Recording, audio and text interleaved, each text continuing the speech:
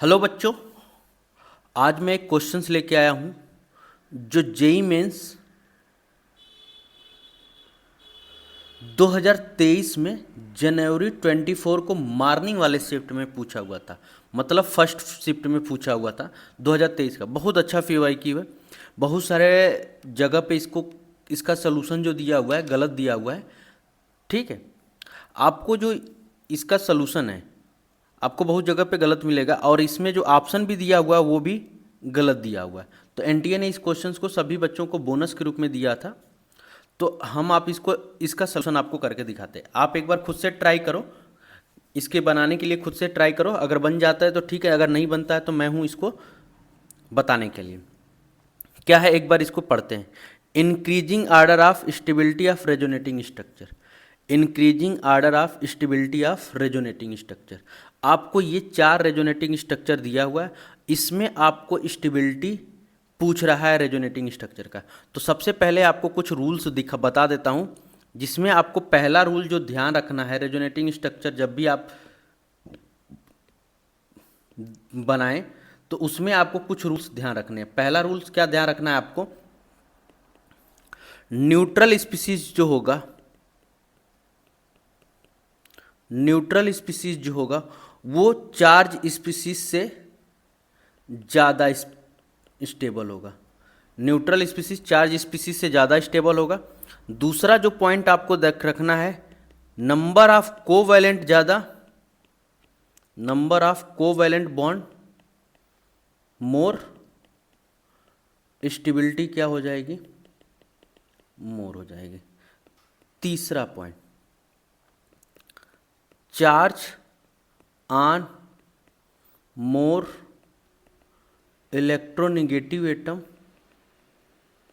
Are more stable.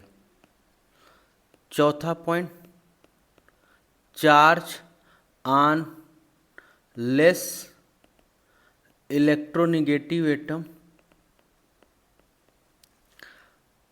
Charge on कौन सा charge, negative charge, negative charge और यहाँ पे positive charge. Negative charge on more electronegative are more stable and positive charge on less electronegative are more stable. ठीक है, उसके बाद जो 5वां रूल लिखना है, सेम चार्ज आर सेपरेटेड, और या फिर इसको बोल सकते हैं opposite charge are closed are stable. मतलब इसका मीनिंग समझा देता हूँ। चार्ज सेम चार्ज अगर है, जैसे पॉजिटिव पॉजिटिव हो गया या फिर निगेटिव निगेटिव हो गया, अगर ये चार्ज पास पास हैं तो ये जो होंगे वो लेस स्टेबल होंगे। ठीक है, अपोजिट चार्ज हैं तो वो क्या हो जाएंगे, मोर स्टेबल हो जाएंगे। ठीक है, अपोजिट चार्ज क्या हो जाएंगे, मोर स्टेबल होंगे। अब इन्हीं रूल को आपको अप्लाई करना है। अब आते हैं इस पे हम लोग, ध्यान से देखिए आप। पहले वाले के अंदर एक पाई बॉन्ड, ये भी इसके ऊपर भी पॉजिटिव चार्ज है, इसके ऊपर निगेटिव चार्ज है, निगेटिव चार्ज है पॉजिटिव चार्ज है, निगेटिव चार्ज है पॉजिटिव चार्ज है, निगेटिव चार्ज है पॉजिटिव चार्ज है। मतलब चार्ज है सबके सब, न्यूट्रल तो नहीं है, सबके सब चार्ज स्पीसीज। चार्ज स्पीसीज है तो अब हम काउंट करते हैं पाई। यहाँ पे एक पाई और एक CHO के ऊपर भी पाई होता है, तो यहाँ से एक, यहाँ से एक, इसके अंदर 2 पाई मिला। एक पाई आपको यहाँ पे दिख रहा है और एक पाई CHO के अंदर, तो 2 पाई यहाँ पे भी दिखा।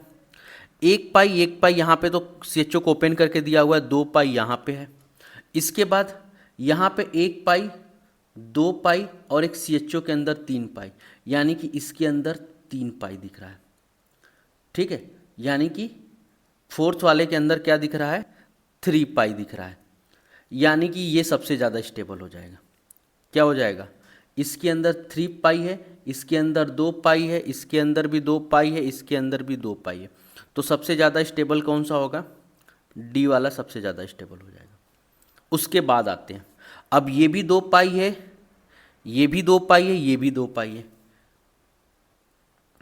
ठीक है, चार्ज स्पीसीज ऑन, देखो यहाँ पे पॉजिटिव चार्ज किसके ऊपर है, लेस इलेक्ट्रो, मतलब मोर इलेक्ट्रोनिगेटिव एलिमेंट के ऊपर है। और यहाँ पे देखो कार्बन के ऊपर है, यहाँ पे कार्बन के ऊपर, यहाँ पे कार्बन के ऊपर, यहाँ पे कार्बन के ऊपर, यहाँ पे कार्बन के ऊपर। तो जो चार्ज है वो कार्बन कार्बन के ऊपर है। बट यहाँ का जो चार्ज है, यहाँ का जो चार्ज है ऑक्सीजन के ऊपर पॉजिटिव चार्ज है, जिसकी वजह से ये इसकी स्टेबिलिटी सबसे कम हो जाएगी। सी की स्टेबिलिटी क्या हो जाएगी? सबसे कम हो जाएगी। अब बचा फर्स्ट और सेकेंड में। अब फर्स्ट और सेकेंड को ध्यान से देखो आप, यहाँ पॉजिटिव और निगेटिव चार्ज के बीच में डिस्टेंस है, देखो सेम डिस्टेंस है। यहाँ पे भी इनके बीच में भी 2 कार्बन है, यहाँ पे भी 2 कार्बन आ रहा है। लेकिन यहाँ पे आप देखो नाइट्रोजन के ऊपर निगेटिव चार्ज और इस कार्बन के ऊपर निगेटिव चार्ज। ये निगेटिव चार्ज मोर रिपल्सन करेगा, और ये निगेटिव चार्ज ये पॉजिटिव चार्ज लेस रिपल्सन करेगा। तो यानी कि बी वाला ज़्यादा स्टेबल हो जाएगा, फिर कौन सा आएगा? फिर ए वाला आएगा। तो करेक्ट आर्डर क्या हो जाएगा? डी, फिर बी, फिर ए, फिर सी। तो रेजोनेटिंग स्ट्रक्चर का जो स्टेबिलिटी का आर्डर हो जाएगा वो आपका आ जाएगा डी, फिर बी, फिर ए, फिर सी। तो होप सो आपको ये क्वेश्चन समझ में आया होगा कि रेजोनेटिंग स्ट्रक्चर की स्टेबिलिटी आपको कैसे चेक करनी है। तो अगर आपको ये क्वेश्चन समझ में आया होगा तो प्लीज़ मेरे चैनल को सब्सक्राइब करिए। ऐसे ही और क्वेश्चंस के लिए हमारे चैनल पे बने रहिए। धन्यवाद।